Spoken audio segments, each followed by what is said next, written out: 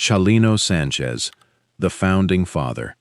Every narcocorrido story starts here. To understand why Chalino Sanchez's death still matters more than 30 years later, you have to understand what he was working with.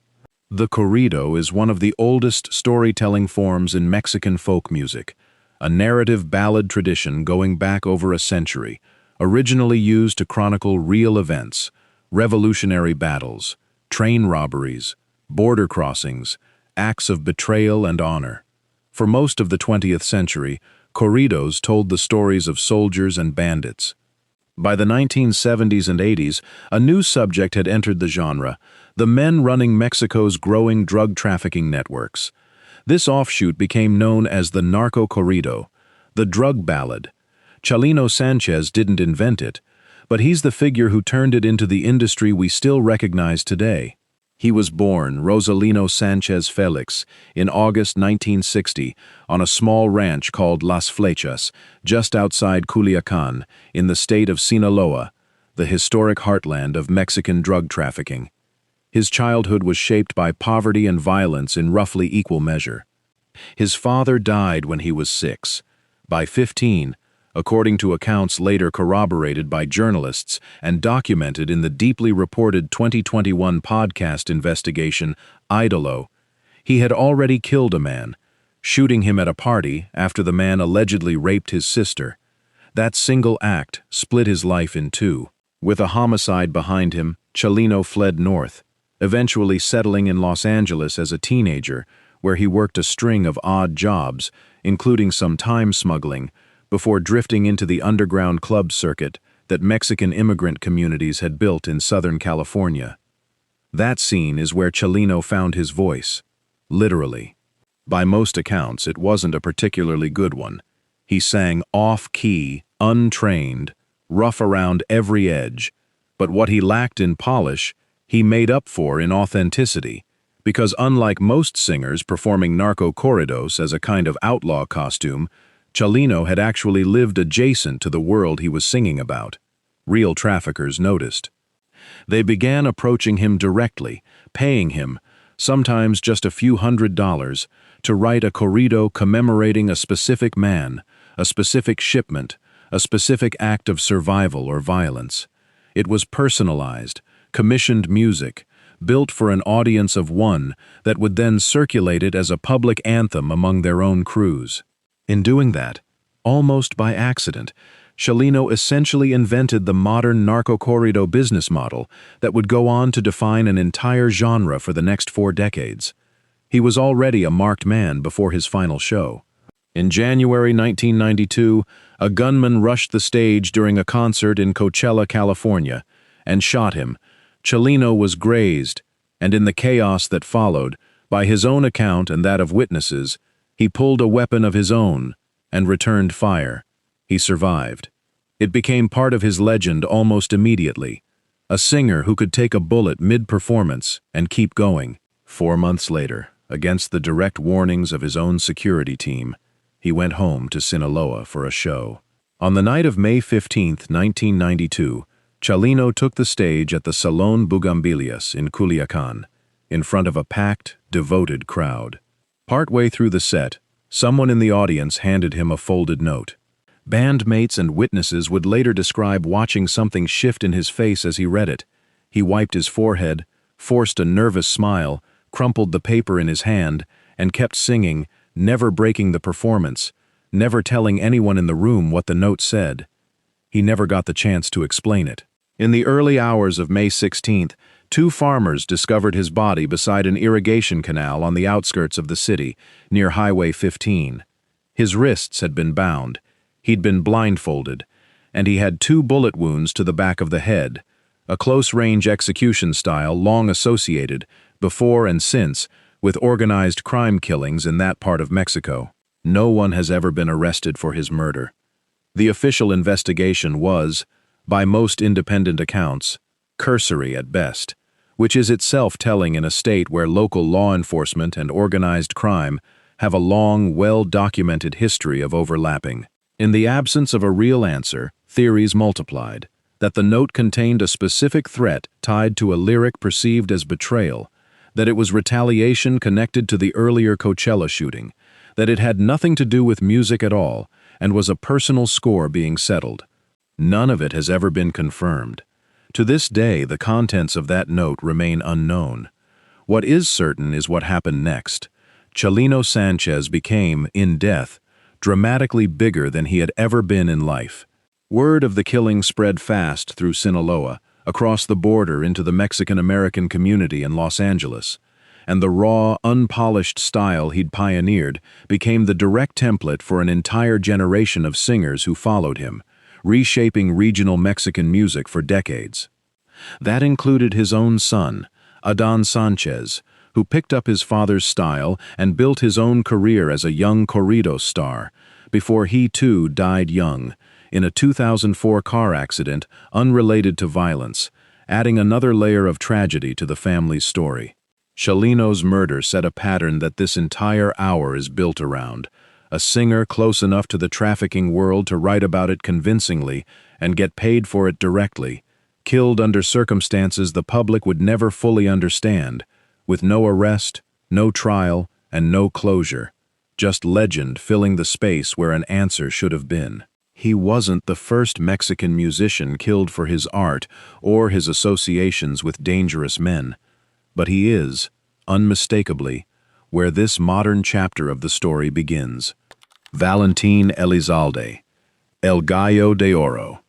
If Chalino Sanchez wrote the first chapter of the modern narco-corrido, Valentin Elizalde's death is the one that made international headlines and turned the genre's dangers into a documented, video-recorded reality.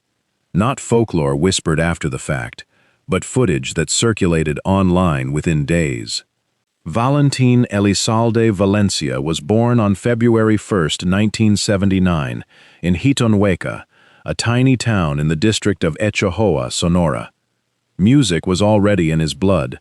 His father, Eduardo Lalo Elizalde, performed under the nickname El Gallo, the Rooster, and Valentin would eventually inherit both that nickname and that trade, becoming known professionally as El Gallo de Oro, the Golden Rooster.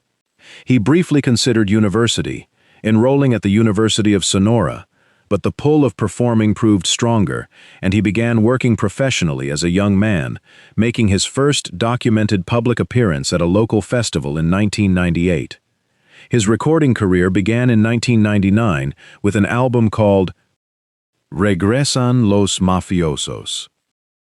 And over the following years he released a record almost annually, steadily building an audience in the banda and norteño scenes. Traición Federal. In 2000, a tribute album to his late father in 2001, and a run of increasingly popular releases through the mid-2000s. By 2006, he'd reached a genuine commercial peak, landing a song on the soundtrack of the Mexican film Al Otro Lado, and releasing an album called Vencedor, Spanish for victor or winner. That would go on to define how the world remembered him. Elizalde wasn't, by most accounts, primarily a narco-balladeer. His biggest hits, Vete Ya, Ebrio de Amor, a cover of the Jose Jose classic Soy Así, were love songs and heartbreak ballads, the bread and butter of mainstream regional Mexican radio. But like most artists working in his genre at the time, he had a handful of corridos in his catalog that referenced trafficking figures directly, following the same tradition Chalino had helped commercialize 15 years earlier. One of those songs was called A Mis Enemigos, To My Enemies, and its lyrics were widely interpreted, whether fairly or not, as a direct taunt aimed at Los Zetas, the paramilitary organization that had broken away from the Gulf Cartel and was, by 2006, waging a brutal war for territory across the northeastern border state of Tamaulipas. On the night of November 24, 2006, Elizalde was booked to headline a palenque in Reynosa, a Tamaulipas border city sitting directly across from McAllen, Texas, and at the time a fiercely contested stronghold for both the Gulf Cartel and Los Zetas. According to multiple accounts from people close to him, Elizalde had been specifically warned not to perform a mis enemigos in that city, in that territory that night. He reportedly disregarded the warning entirely. By some accounts, he opened the show with the song. By others, he opened with it and closed with it, a deliberate, almost defiant bookend to the entire performance.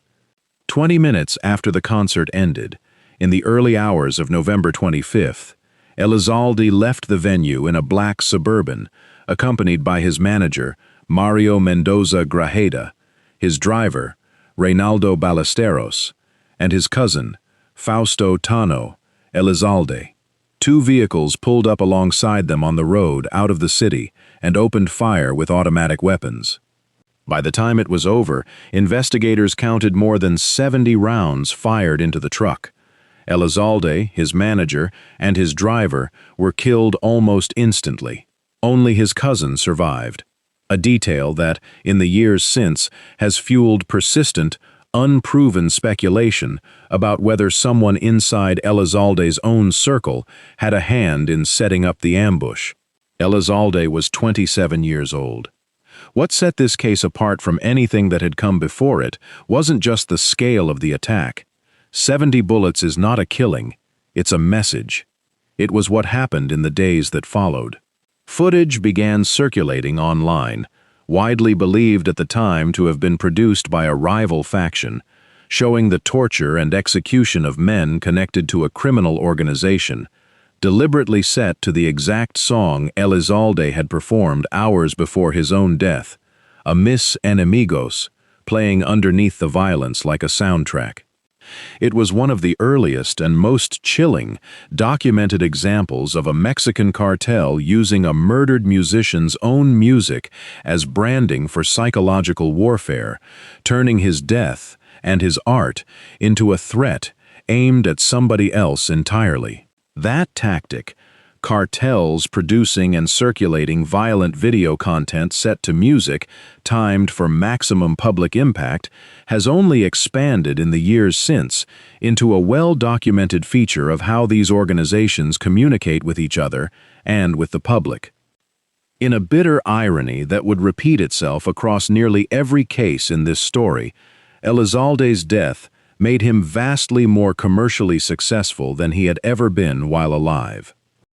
Vencedor became the best-selling Latin album in the United States in early 2007. He was nominated posthumously for a Grammy that same year. John Echevarria, then president of Universal Music Latino, would later describe him, in comments to Reuters, as a man deeply connected to his audience, someone whose music, however commercial, still came from somewhere real. No one has ever been charged in Elizalde's murder. To this day, a Mis Enemigos is remembered less as a song in its own right than as the reason people believe he died, a piece of folklore that may or may not be the literal, provable truth, but has become permanently fused with how his death gets told and retold. It's a pattern we're about to see repeat almost immediately, in a case that has nothing to do with a taunting lyric at all, and everything to do with which stage a singer chose to stand on and who was watching from the crowd. Just over a year after Elizalde was gunned down in Reynosa, a very different kind of regional Mexican star, a Chicago transplant fronting one of the most commercially successful dance bands in the genre, would be abducted after a sold-out stadium show in Michoacan for reasons that had nothing to do with any lyric he'd ever written. That's next. The story of Sergio Gomez and Que Paz de la Sierra. Sergio Gomez, Que Paz de la Sierra. Sergio Gomez didn't come up through Sinaloa's ranches or Tamaulipas's border towns the way Chalino Sanchez and Valentin Elizalde had. He came up through Chicago, and his story is, in some ways, the clearest proof in this entire hour that a musician didn't need to write a single narcocorrido to end up killed by one. He was born Paulo Sergio Gomez Sanchez on June 2, 1973, in Ciudad Hidalgo, a town in the western state of Michoacan. Like so many young men from that region in the 1990s, he eventually made his way north to the United States, settling in Chicago and working ordinary jobs to get by. It was there, in 2003, alongside a handful of other Mexican transplants living and working in the city, that he founded Cartels de la Sierra. The band played Duranguense, a fast-paced accordion and tuba-driven dance genre, distinct in almost every way from the ballad tradition that defined Chalino's or Elizalde's careers. This wasn't outlaw music built around trafficking narratives. It was danceable, radio-friendly, built for stadiums and quinceañeras rather than the smoky commission-based club circuit Chalino had come up through. And it worked. Within just a few years, Cartels de la Sierra became one of the most commercially successful Mexican regional acts on either side of the border, filling arenas across the U.S. and Mexico and racking up hits that had nothing whatsoever to do with cartel life.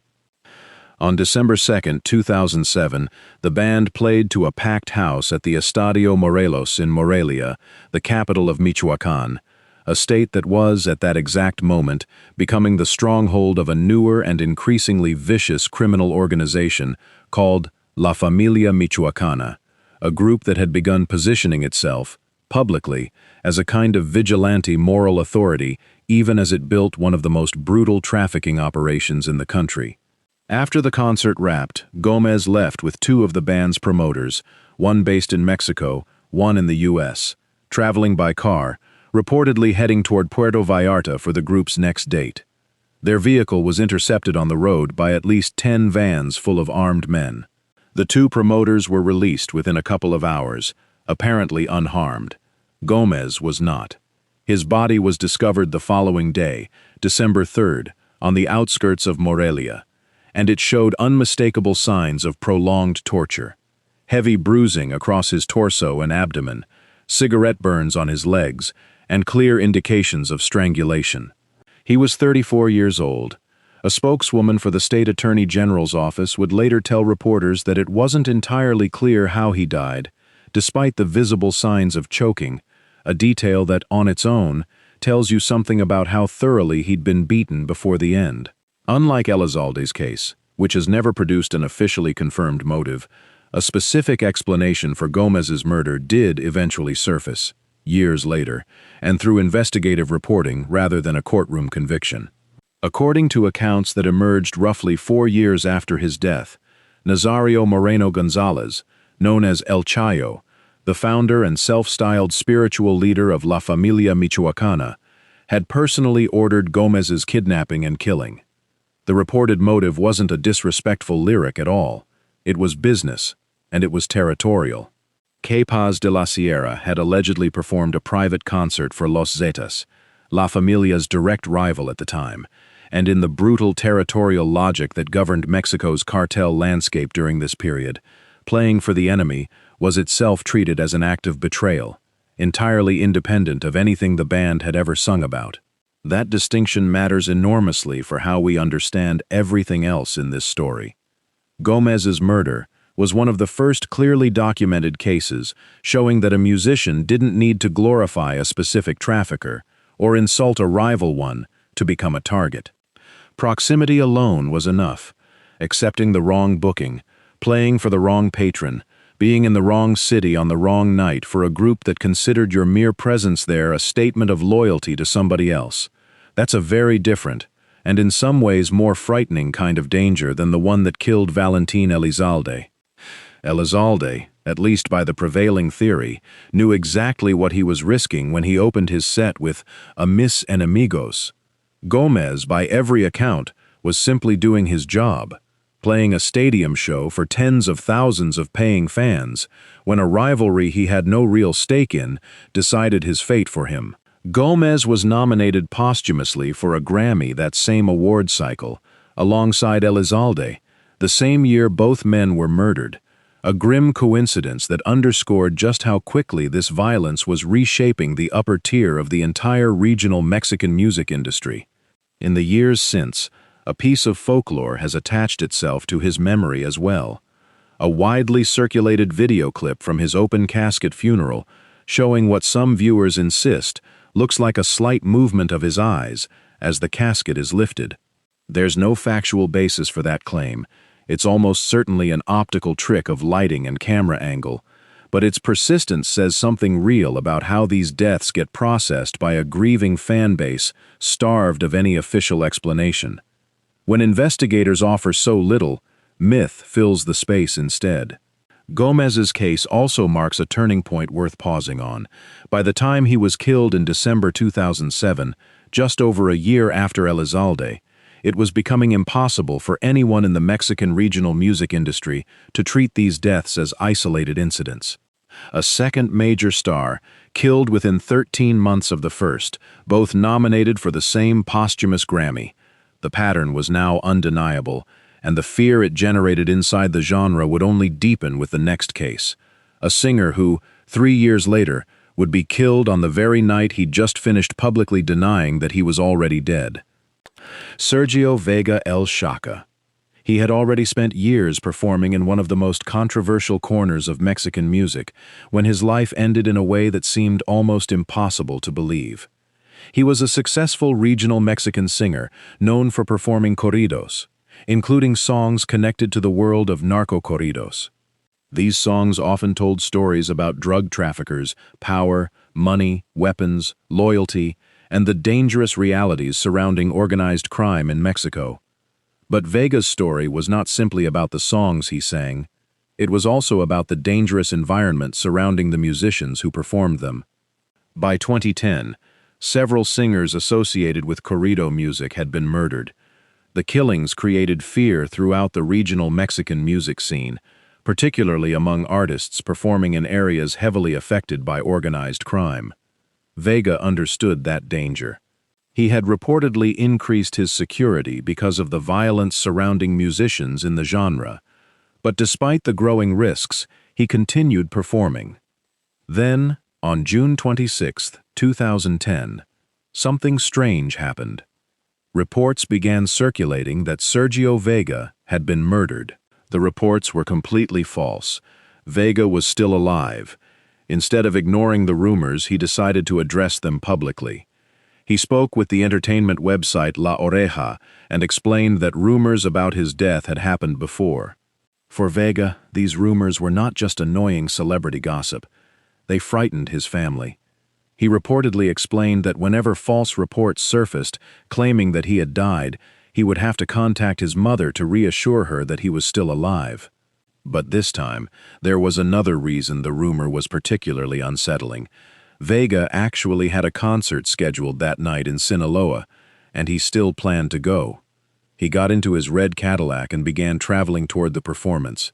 At this point, the story takes an extraordinary turn. According to contemporary reports, Vega was traveling through Sinaloa when another vehicle approached him. Gunmen opened fire on his car. The attack forced the vehicle off the road. Sergio Vega was killed. His companion survived but was injured. And suddenly, the false report from earlier that day had become horribly real. The singer who had publicly told people that he was alive was now dead. The timing made his murder one of the most disturbing stories in the history of Mexico's narcocorrido scene. But there was another question that immediately followed his death. Why was he killed?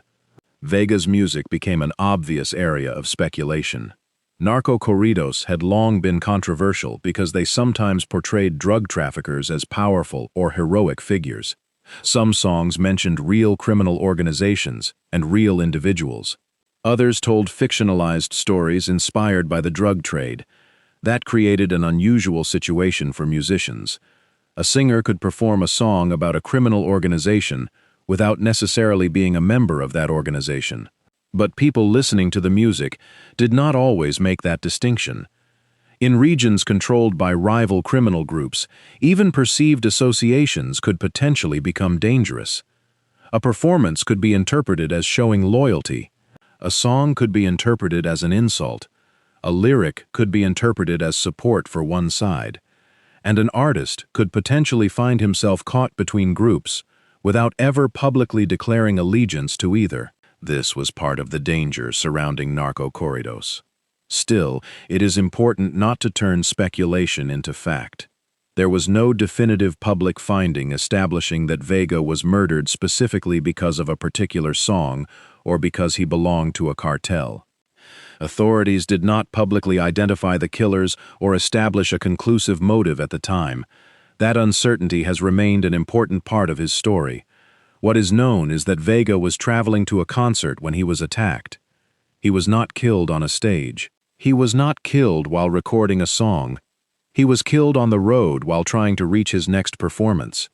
And that detail says something about the broader environment surrounding musicians in parts of Mexico during that period. For artists working in regional Mexican music, danger could follow them outside the recording studio. It could follow them onto the highway. It could follow them into concert venues. And sometimes, it could follow them into their personal lives. The music industry and organized crime could exist in the same geographic spaces, creating relationships that were difficult to separate from one another. Some musicians performed for audiences that included wealthy and powerful people connected to the drug trade. Others wrote songs about notorious figures. Some accepted requests for songs. Others simply became associated with particular people or places. None of that automatically proved criminal involvement. But perception could be enough to create danger. Sergio Vega's murder, therefore, became more than another killing of a musician. It became another warning to an industry already struggling to understand how dangerous the narcocorrido phenomenon had become. And the circumstances made the warning even more chilling. Imagine the sequence. A rumor spreads that a famous singer has been killed. The singer learns about the rumor. He publicly tells his fans that he is alive. He explains that his family has already been frightened by similar false reports. Then he gets into his car. He begins driving toward a concert. Before he reaches the stage, armed attackers intercept him. The singer is killed. The story that began as a false rumor becomes reality within hours. For fans, it was almost surreal. For other musicians, it was frightening. And for Vega's family, it was the final confirmation of a danger they had already been worried about. His death also demonstrated how difficult it could be to understand the motives behind killings connected to the narcocorrido world. When a singer is murdered and his music contains references to criminals, people naturally look at the lyrics. But lyrics alone do not tell us who ordered a killing. They do not tell us whether an artist had personal relationships with criminals. And they do not necessarily tell us whether a murder was connected to the music at all. Those distinctions matter because many of the stories surrounding murdered musicians have accumulated rumors over the years. Some explanations have been repeated so often that they begin to sound like established facts. But in Vega's case, the exact motive remained unresolved publicly.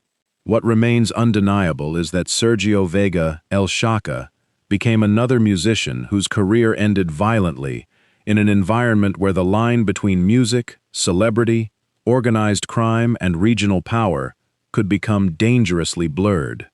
He was 40 years old. He had a concert waiting for him.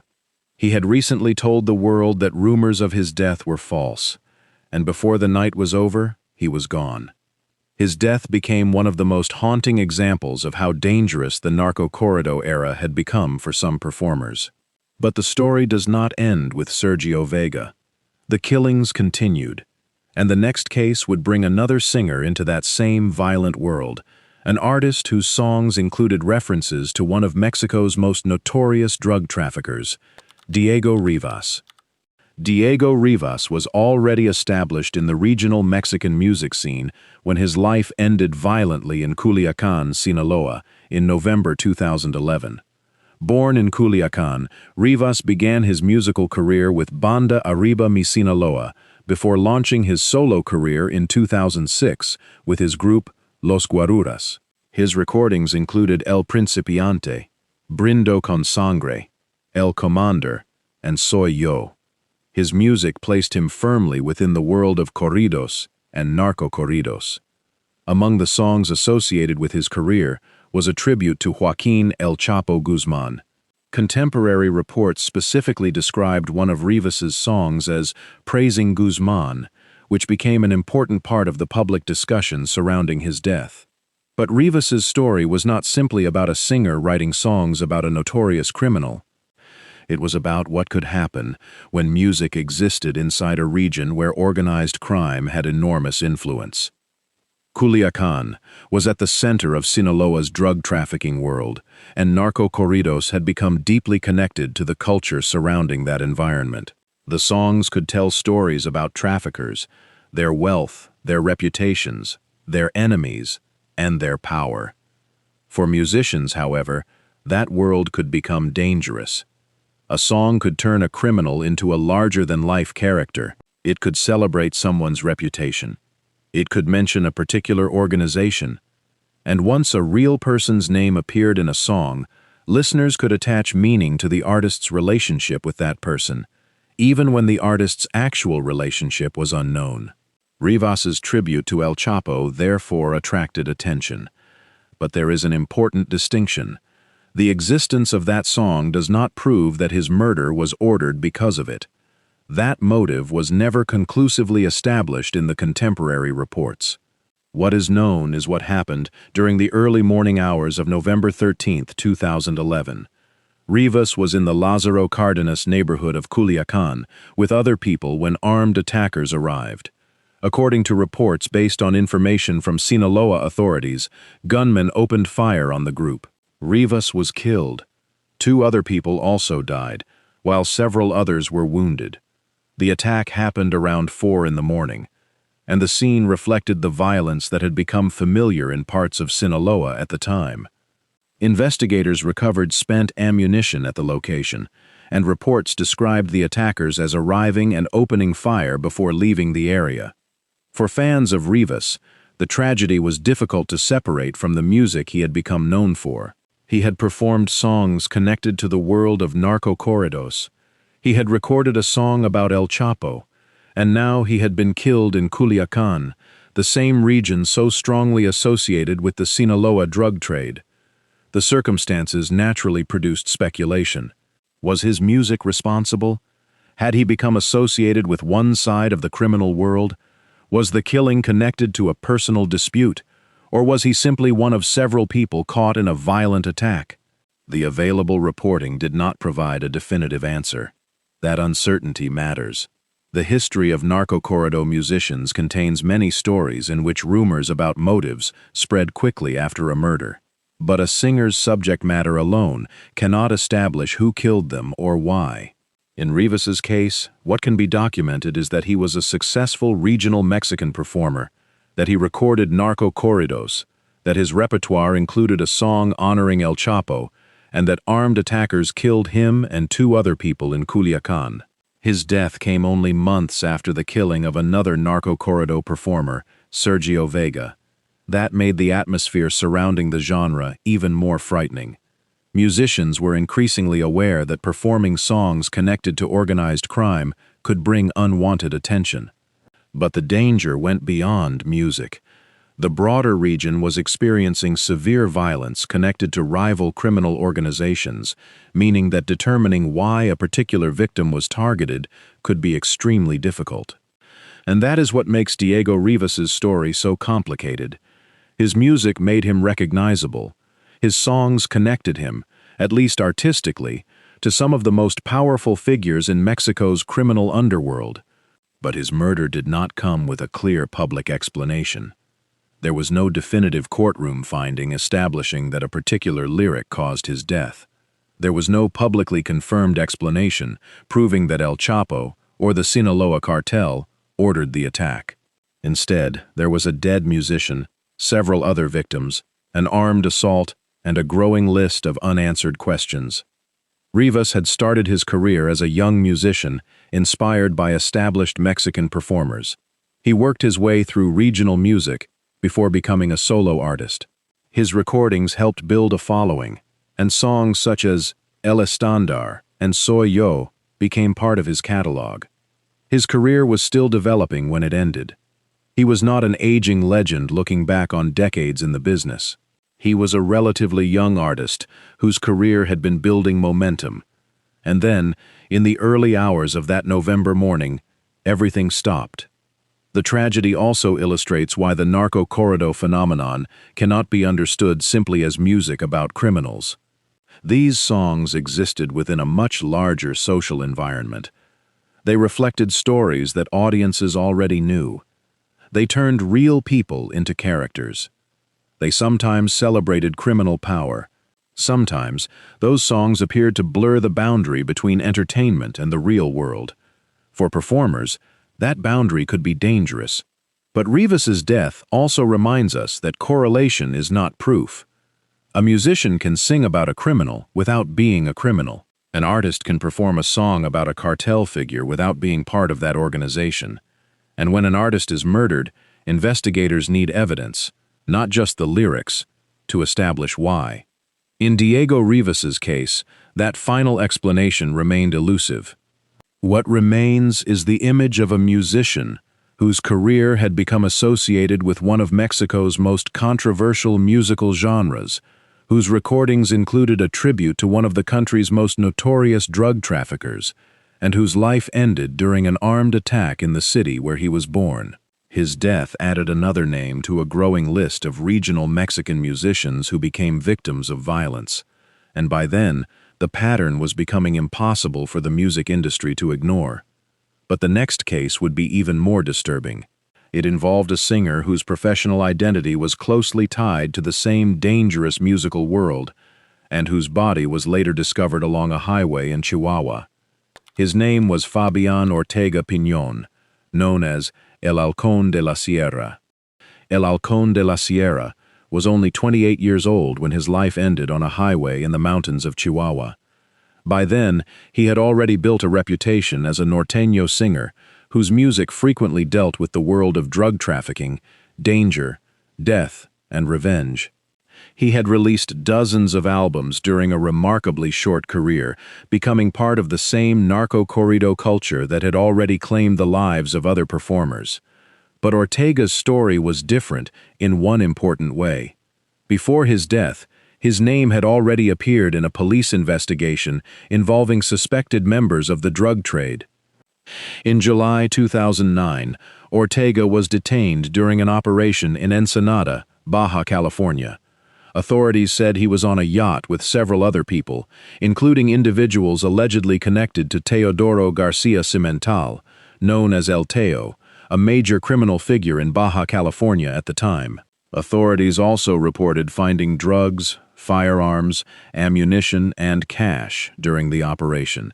But Ortega denied being involved in organized crime. After his release, he described the arrest as a mistake and said that the experience had frightened him. He insisted that the people around him were innocent and that he had not been involved in the criminal activity authorities were investigating. That episode would later become an important part of the story surrounding his death. More than a year later, on the night of October 19, 2010, Ortega was traveling through the mountainous region of Chihuahua. He never made it home. His body was discovered along the road between La Junta and Tomochi, together with the bodies of 2 other men. The state prosecutor's office confirmed that Ortega was among the victims. Reports said the 3 men had suffered multiple gunshot wounds, and investigators found numerous spent cartridges near the scene. There was no concert, no recording session, no stage, just a remote stretch of highway in the Chihuahua Mountains. And another regional Mexican singer was dead. The circumstances immediately raised questions about whether his music had played a role. Ortega was known for performing narcocorridos, and contemporary reports described his songs as dealing heavily with the drug trade and the people involved in it. CBS News reported that musicians like Ortega sometimes composed songs honoring particular traffickers, while drug-related violence was suspected in his killing. But again, suspicion is not the same as proof. There was no definitive public finding establishing that Ortega was murdered because of a particular song. His previous detention created another possible connection, but it also did not establish that he was an active member of a criminal organization. In fact, Ortega himself had publicly denied involvement after his arrest. That uncertainty makes his case particularly difficult to understand. Was he targeted because of his music? Was the killing connected to people he had encountered? Was it related to criminal disputes, or was there another motive that investigators never publicly established? The answers remained unclear. What was clear was that his death added to a disturbing pattern. Over several years, multiple musicians from the Grupero and narcocorrido world had been killed in Mexico. Their deaths created growing anxiety within the music industry. The songs themselves became part of the controversy. Narcocorridos were not simply ordinary love songs or stories about everyday life. They often portrayed criminal figures, their exploits, their enemies, and the violent world surrounding them. For audiences, the songs could be entertainment. For musicians, however, performing them could place them in complicated situations. A singer might perform a song about a particular criminal figure without actually having any relationship with that person. But audiences could interpret the song as admiration. Rival groups could interpret it as loyalty. And in an environment where criminal organizations competed for territory and influence, even an appearance of allegiance could potentially become dangerous. That was the world Ortega was working in. His professional identity was closely connected to a genre that had become increasingly controversial, and his personal history had already brought him into contact with people authorities suspected of organized crime. Then, in October 2010, his life ended violently. The discovery of his body alongside two others also meant investigators were dealing with a larger crime scene rather than an isolated attack against a performer. Contemporary reports identified the other victims as Jesus Ortega Delgado and another man whose identity was initially reported as Manuel Sáenz Medina. The three bodies were found near the roadway in the mountainous region. The location itself added another layer of mystery. The Chihuahua Mountains were remote, and the road connecting La Junta and Tomochi passed through rugged territory. It was far removed from the glamorous image of the music business. Ortega had spent his career entertaining audiences. He had recorded music. He had built a following. Yet his final moments were connected to the same violence that his songs had often described. That contrast became one of the most haunting aspects of his story. The man who sang about dangerous people had become another victim of a dangerous world. But it is important to remember that this does not mean his music caused his death. There is a temptation when discussing narcocorrido murders to connect every lyric directly to every killing. The reality is usually more complicated. Artists can write about criminal figures without being involved with them. They can perform for audiences without knowing who is attending. And they can become caught up in violence for reasons that have nothing to do with their music. Ortega's case demonstrates precisely why those distinctions matter. His arrest the year before his death certainly gave investigators and journalists another piece of the puzzle, but it did not provide a definitive explanation for his murder. His death remained another unresolved chapter in the violent history surrounding Mexico's regional music scene, and his story would not be the last. The list of musicians caught in this dangerous environment continued to grow. Some were killed in Mexico. Others were found dead after crossing the border into the United States. And one case would involve a former Mexican federal police officer who had reinvented himself as a corrido singer. His name was Chuy Quintanilla. Had a career that was unusual even within the already unusual world of corrido music. He was not simply a singer who later became associated with stories about organized crime. Before building his music career, he had spent years working in Mexican law enforcement, including service with state and federal police. Later, he turned toward music and became known for corridos that described real people and events. Quintanilla was based in South Texas, where norteño music had a large following among communities on both sides of the U.S.-Mexico border. He recorded dozens of albums and developed a reputation for songs about people involved in Mexico's drug trafficking world. One of his better-known songs concerned Antonio Cardenas Guillén, also known as Tony Tormenta, a former leader of the Gulf Cartel. Quintanilla also recorded a corrido about another notorious figure, El Hummer, a former Zetas commander. But Quintanilla himself did not necessarily describe his work as narcocorridos. In interviews, he pushed back against that label. He preferred to describe his songs as stories about current events and the lives of people around him. He explained that corridos had historically been used to tell stories about real events, and that the modern versions simply reflected the world of his own time. That distinction became important after his death. On the evening of April 24, 2013, Quintanilla left home to meet someone. His family later reported that they could no longer reach him. The following morning, irrigation workers discovered his body on a rural road north of Mission, Texas, in an area surrounded by citrus orchards. His SUV was nearby. Authorities immediately treated the death as a homicide. The discovery shocked the local music community. Here was a singer who had spent years telling stories about dangerous people, and now he had become the subject of a real crime investigation. Investigators initially said Quintanilla appeared to have suffered multiple gunshot wounds. Later preliminary autopsy reporting clarified that there had been 2 wounds, one involving his head and another involving his neck. But the most important question remained unanswered. Why was he killed? Authorities did not have a confirmed motive. Hidalgo County Sheriff Lupe Trevino acknowledged that Quintanilla had performed songs that could be considered narcocorridos, but he also emphasized that investigators did not know whether his music had anything to do with the killing. At that point, there were no publicly identified suspects and no established motive. That uncertainty is crucial. It would be easy to look at Quintanilla's songs and immediately conclude that a cartel must have ordered his murder. But the available evidence did not establish that. His music certainly made him unusual. He had written about real cartel figures, and his former career in law enforcement gave him a perspective that many other corrido singers did not have. Yet none of that, by itself, proves who killed him. Investigators reportedly considered whether his music might have played a role, while also examining the people he had recently been in contact with and the circumstances surrounding his disappearance. There was another disturbing element. Quintanilla had reportedly gone out the previous evening to meet someone. Authorities speculated that he may have been lured or taken to the isolated location where his body was eventually discovered.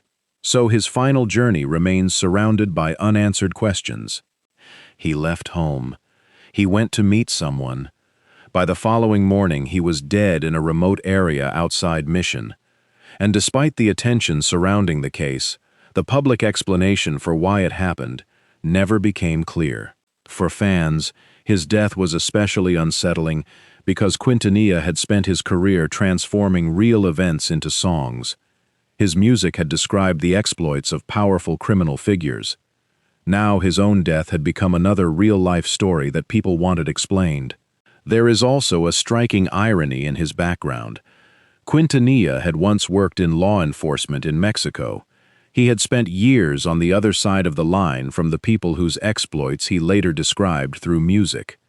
That gave his career a particularly unusual trajectory. He went from working in law enforcement to becoming a musician whose songs sometimes dealt with the very criminal world that law enforcement agencies were fighting.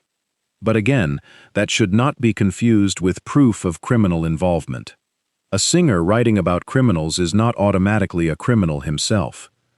And Quintanilla's own comments suggested that he viewed his work as storytelling about contemporary life.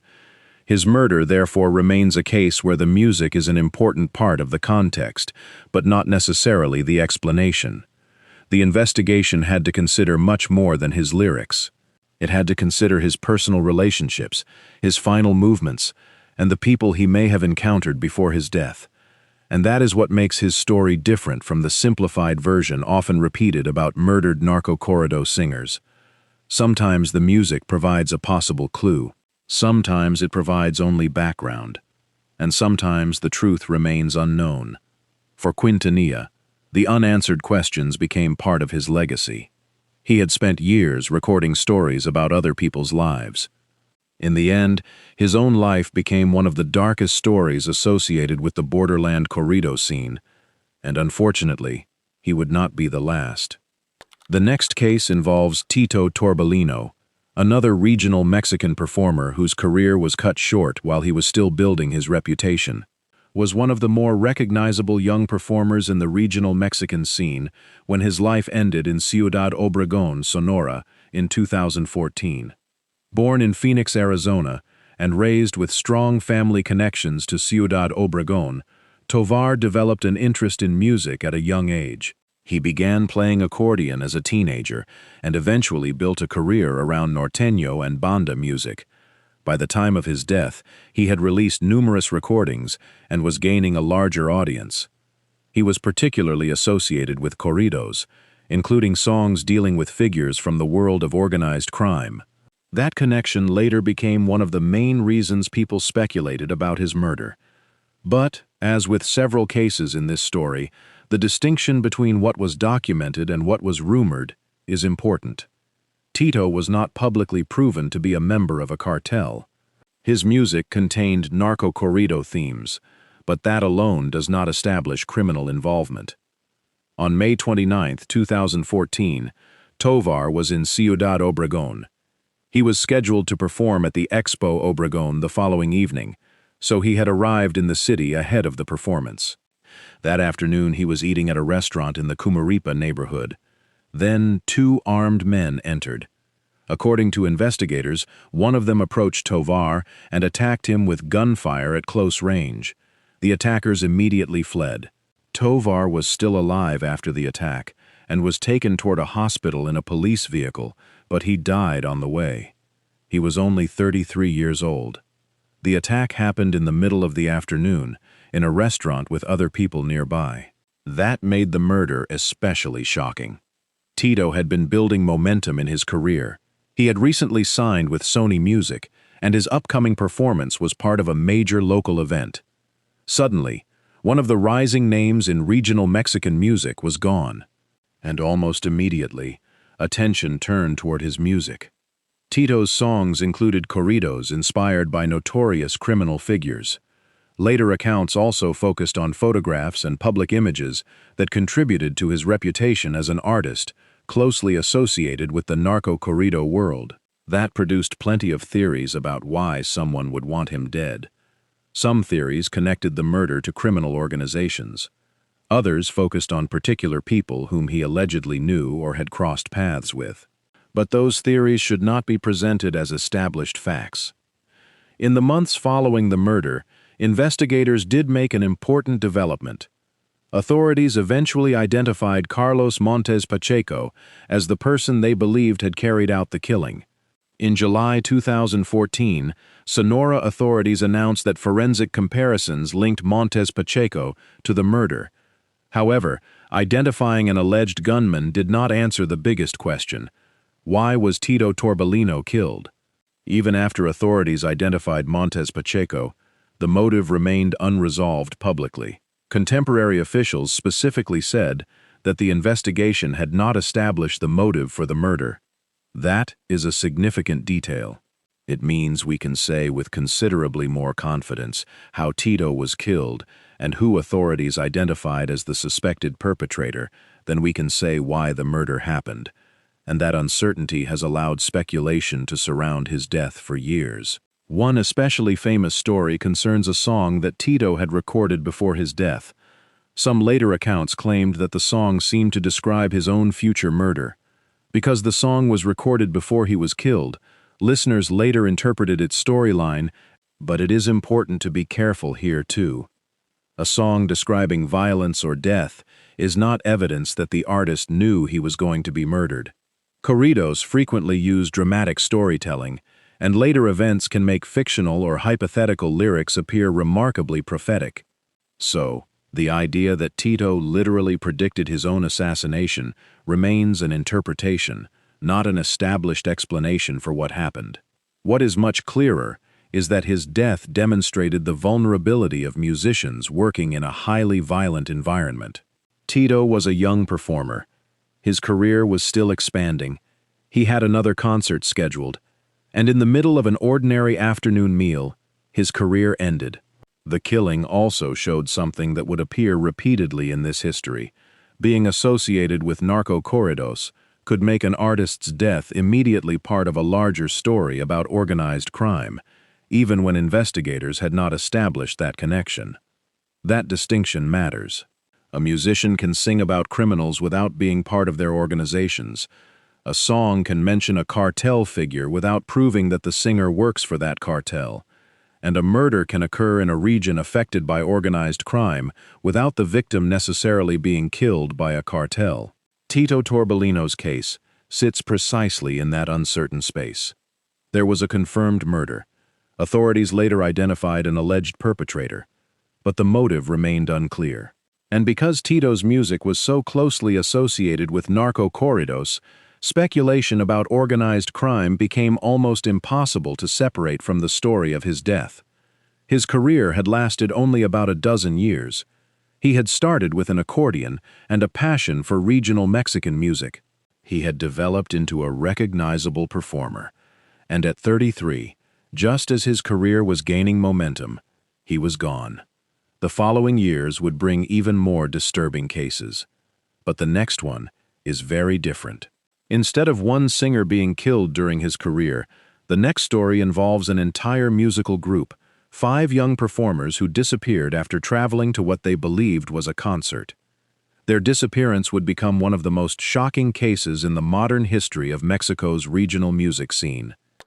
Grupo Fugitivo was a young regional Mexican band from Reynosa, Tamaulipas. They weren't international stars. They were local musicians who mostly played parties, dances, and private events around their hometown. That makes what happened to them in May 2025 even harder to understand.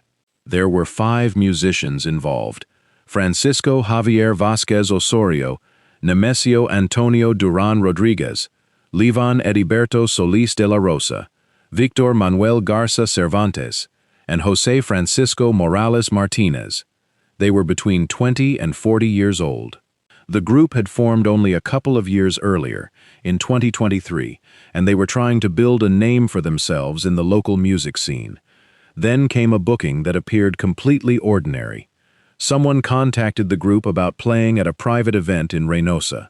The musicians agreed. On the night of May 25, 2025, they got together and headed toward the supposed performance. They never made it. According to investigators, the group was intercepted at around 10 p.m. while traveling in a black GMC vehicle toward the event. Authorities later used surveillance footage and telephone records to reconstruct what happened after they disappeared. For their families, though, there was no reconstruction at first.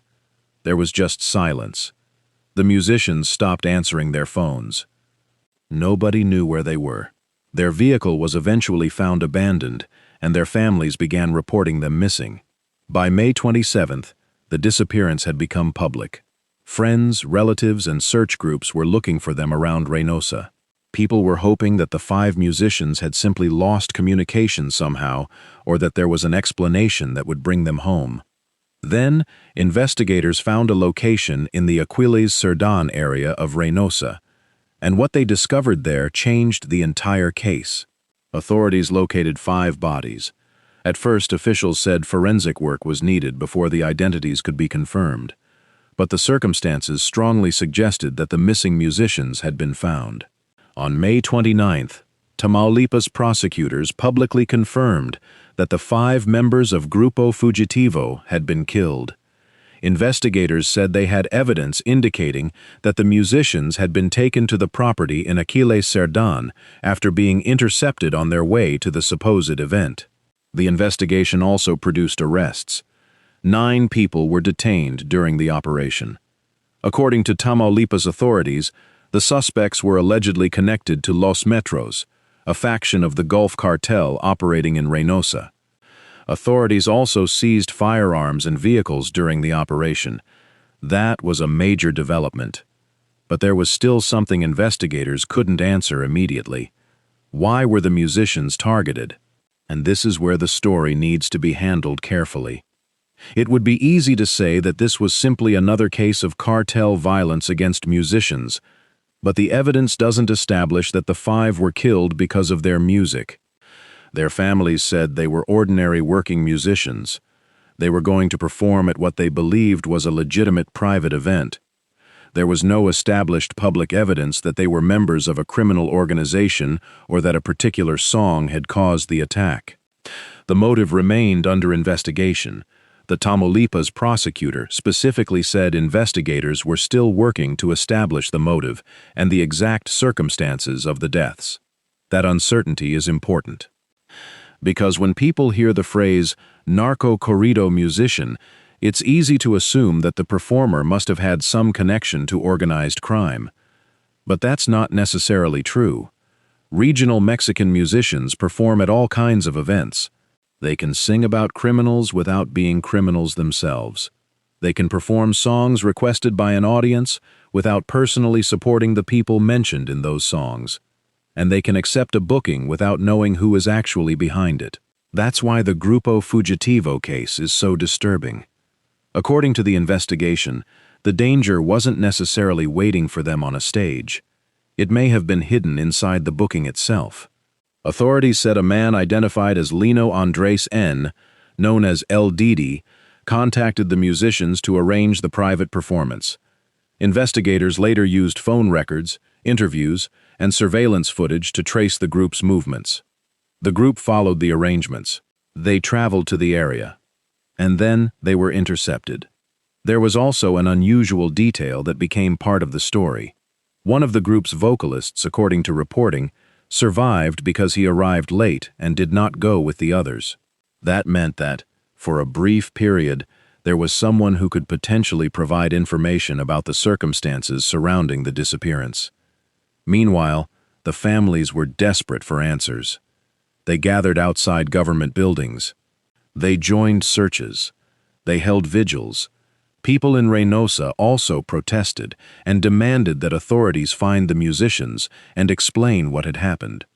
When the bodies were discovered, the grief turned into anger. Families questioned how the disappearance had been handled and demanded certainty about the identities of the victims. That part of the story is important because the investigation wasn't simply about identifying suspects. It was also about giving 5 families an explanation. Who arranged the supposed concert? Who intercepted the musicians? Who ordered the attack? And, most importantly, why? Those questions don't have the same clear answer as the question of what happened to them. Authorities eventually connected several suspects to the case, but establishing criminal responsibility in court is a different matter from making an arrest. And the investigation continued. The case also brought attention back to Reynosa itself. For years, the city has been affected by fighting between criminal factions. The violence isn't something that exists only in stories about famous cartel leaders. It can affect ordinary people going to work. It can affect businesses. It can affect families. And it can affect musicians who are simply trying to make a living. That's what makes Grupo Fugitivo's story different from some of the older narcocorrido cases we've covered. With Sergio Vega, Diego Rivas, or Tito Torbellino, their music became a major part of the discussion surrounding their deaths. With Grupo Fugitivo, there wasn't one famous song that investigators publicly identified as the reason for the killings. Instead, the central question was how a group of local musicians could leave for a performance and end up disappearing. Their case became a reminder that the danger surrounding organized crime doesn't always announce itself. Sometimes it can look like a phone call offering a job. It can look like a normal performance. It can look like another night of playing music. And then everything changes. Grupo Fugitivo had only been together for a short time. They were still building their careers. They were playing local events and trying to establish themselves. Then, on one night in May 2025, 5 musicians left together. They never returned. Their deaths shocked the regional Mexican music community and became one of the most widely reported cases involving musicians and organized crime in Mexico in recent years. And unlike some of the older cases we've discussed, this story is very recent. The investigation has continued. Suspects have been arrested, and authorities have continued working to establish exactly what happened and why. But for the families, the case isn't just a story about cartels or narcocorridos. It's about 5 people who went to work one night, 5 musicians who expected to come home, and 5 families who instead had to search for answers. Their story also brings this list almost to the present day, because the next case happened in 2025, just like Grupo Fugitivo. But this time, we're talking about one established singer and songwriter whose group had already recorded songs referencing powerful figures in Mexico's criminal underworld. His name was Ernesto Barajas, the frontman of Enigma Norteño. Ernesto Barajas was the lead singer and songwriter of Enigma Norteño, a regional Mexican group from Sinaloa that had built a substantial following over the years. By 2025, Barajas was already an established figure in the regional Mexican music scene. He wasn't a newcomer trying to get his career started. He had spent years recording and performing with Enigma Norteño, a group particularly associated with corridos. And some of those songs dealt directly with the world of organized crime. That's important because, by the time Barajas was killed, narcocorridos had become a complicated part of Mexican popular culture. Some songs simply told stories about criminal figures. Others openly praised particular people or organizations. Enigma Norteño had recorded songs that referenced powerful figures from the Sinaloa cartel, including Joaquín El Chapo Guzmán's sons, known as Los Chapitos, as well as Nemesio Oseguera Cervantes, El Mencho, the leader of the Jalisco New Generation cartel. But again, a song isn't automatically proof of a criminal relationship. That distinction becomes especially important in Barajas's case. On August 16, 2025, Ernesto Barajas was in Zapopan, Jalisco, in the Guadalajara metropolitan area. He was reportedly at a shopping center parking lot when a gunman approached. The attacker opened fire. Barajas was killed. Another person who was with him was also wounded. Authorities quickly began investigating the killing, and because of Barajas's connection to Enigma Norteño, attention immediately turned toward the possibility that organized crime could have been involved. The location was significant too. Jalisco is the home territory of the Jalisco New Generation Cartel, or CJNJ, one of Mexico's most powerful criminal organizations. And that made the circumstances surrounding Barajas's death particularly sensitive. Investigators had to consider whether his death was connected to the music industry, his personal relationships, or criminal groups operating in the region. But early reports did not establish a definitive motive. That didn't stop speculation. Almost immediately, people began looking back at the songs Enigma Norteño had recorded. The group had released corridos referring to members of Los Chapitos. It had also released material mentioning El Mencho. To some observers, that created a possible explanation. If a group had songs associated with rival criminal organizations, could that create problems in territory controlled by another organization? It's a reasonable question, but it's still only a question. There was no automatic proof that Barajas had been killed because of those songs. And this is one of the biggest problems when trying to understand the history of murdered narcocorrido performers. The music provides context. It doesn't necessarily provide the motive. A singer can record a corrido about a cartel leader without being part of that cartel. A group can perform a song because audiences request it, and a song can remain popular long after the circumstances surrounding its creation have changed. So investigators have to look at more than lyrics. They have to look at phone records, personal relationships, financial dealings, witnesses, surveillance footage, and other evidence. In Barajas's case, authorities began examining exactly those kinds of questions. Who was he meeting? Why was he in that parking lot? Who approached him? Was the attack connected to his music? Or was there another reason? Those questions became central to the investigation. Barajas's death also hit Enigma Norteño particularly hard, because he wasn't just the singer standing at the front of the stage.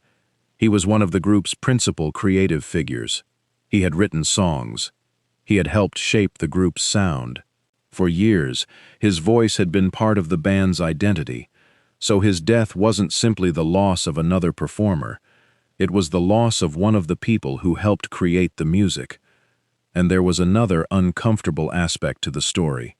The very genre that had helped make Barajas and Enigma Norteño successful was also what made people immediately connect his murder to organized crime. That's the paradox at the heart of narcocorridos. The songs can be entertainment. They can be storytelling. They can reflect the culture and violence surrounding the artists.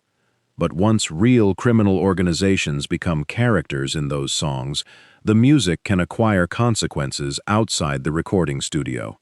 That's been a recurring theme throughout the cases we've discussed. Chalino Sanchez became famous for songs about dangerous people. Valentin Elizalde was killed after a performance amid speculation about the meaning of one of his songs. Sergio Vega was murdered while traveling to a concert. Diego Rivas was killed in Culiacán after recording a tribute to El Chapo. Fabián Ortega Piñón was found dead along a highway. Chuy Quintanilla was murdered in South Texas after a career that included songs about cartel figures. Tito Torbellino was killed in a restaurant while his career was still developing. And then came Grupo Fugitivo, where 5 musicians disappeared after what investigators said was a fake concert booking. Now Ernesto Barajas had joined that grim history. But there is something we should be careful about when looking at all these cases together. It's tempting to create one simple story. Musician sings about cartels. Cartel gets angry. Musician gets killed. Sometimes that may be part of what happened, but the evidence doesn't support that explanation for every case. Some motives remain unknown. Some killings have multiple competing theories. And in some cases, investigators have identified suspects without publicly establishing a connection to the victim's music. That's why the phrase cartel singer can sometimes be misleading. These were musicians first. They had families. They had careers. They had audiences. And they lived and worked in regions where organized crime was sometimes impossible to ignore. Their songs reflected that environment, but reflecting it doesn't necessarily mean participating in it. Ernesto Barajas's death, therefore, remains a particularly important modern example. He was a professional musician who had spent years working within a genre deeply connected to stories about organized crime. He was killed in a city controlled by a powerful criminal landscape. And because of the songs his group had recorded, people immediately wondered whether the music had anything to do with his death. But wondering isn't the same as proving. The investigation had to determine what actually happened. And for his family, that's the part that mattered most. Not the headlines, not the reputation of narcocorridos, not the stories people told online. They needed to know why someone had taken Ernesto Barajas's life. And who was responsible. His killing in 2025 brought the timeline of these cases right up to the present era. From Chalino Sanchez in the early 1990s to Ernesto Barajas more than 3 decades later, the story of narcocorridos has repeatedly crossed paths with Mexico's violent criminal landscape. And that is what makes the history so complicated. The music didn't exist in a vacuum. It was created in communities where drug trafficking, violence, poverty, celebrity, and regional identity could all overlap. For some listeners, narcocorridos were simply stories. For others, they were a way of celebrating people who had become powerful. And for the musicians themselves, the line between telling a story and becoming part of that story could sometimes become dangerously thin. Ernesto Barajas's death is where our original list ends, but it isn't where the larger story ends. Subscribe for more deep dives into the real stories behind music, crime, and culture, and stay with us for the next story. There's a lot more coming.